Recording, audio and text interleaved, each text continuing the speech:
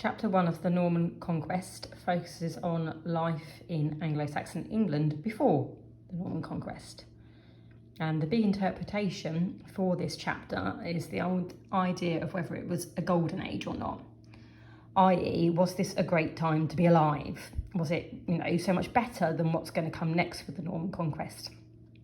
So we're going to look at 3 parts. We're going to look at society, religion, and then culture. So first of all, we'll start with a map. This is Anglo-Saxon England. Remember, the brothers of Godwin pretty much ran the whole entire of the country in terms of the earldoms. As it says here, lots of people, don't forget there were a mixture of people in terms of the Anglo-Saxon people.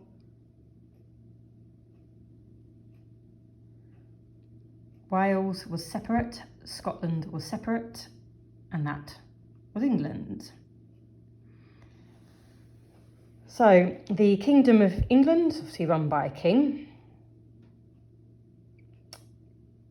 Strong, as it says there, central control, i.e. the king did run the country and all parts. The earls were obviously there to enforce law, etc., etc.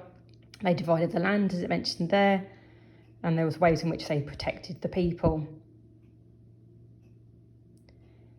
England was rich, it was efficient, it was prosperous, and it was wanted by others. Remember, the Vikings had a long history of invading England. They invaded it so much, they were actually kings for a while. And because the Kingdom of England was such a great prize, and because it was so well organised, as I said already, it was so efficient, as I said already, it was prosperous, as I said already, it meant that when the whole drama of chapter 2 happened with the death of Edward the Confessor, of course there were lots of people that wanted to be the King of England, because let's face it, it was worth it. The people. We have a very clear social hierarchy, and we do use that phrase. There are only 2 million people, though, in England at this time. And we've got the king at the top. There you go, you can see his job there. We know who the king was, Edward the Confessor. He was married, but yet didn't have any children. We're not sure whether he actually was able to have children in more ways than one.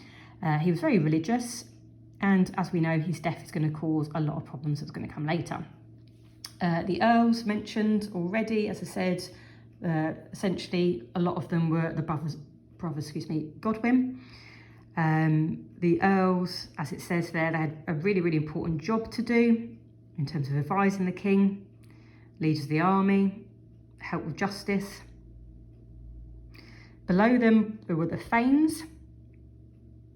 Again, good little facts there to make sure you understand the role that they had to play. They had land, they had power, they had a job to do as well.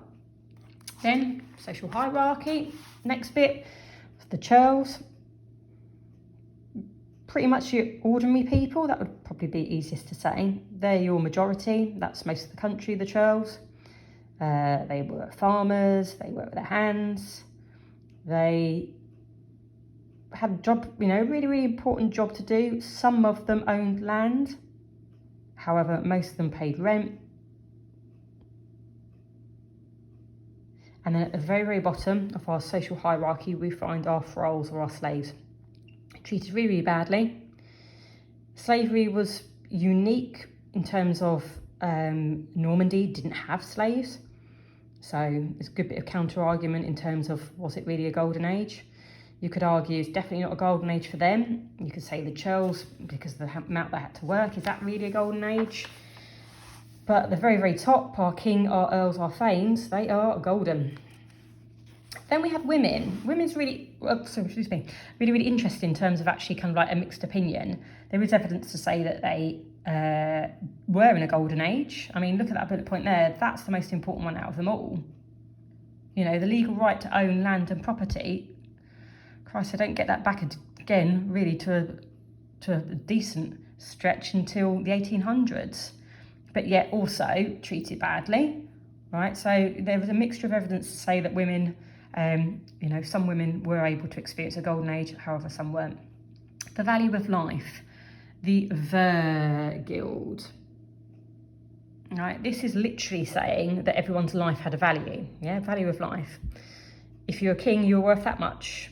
If you're a churl, you're worth that much. If you're a thrall, you weren't worth anything at all. Now, that was a payment in terms of if someone was killed. And pretty strong evidence to show that it wasn't in a golden age. You cannot literally put a monetary value to people. That is not right. Okay, society is a really good example of saying, actually, there's a lot of good things about Anglo-Saxon England. Well organised, well run, efficient, rich. If you're at the top, golden. If you're at the bottom, not so. Women, bit of a mixture. Guild, definitely not golden.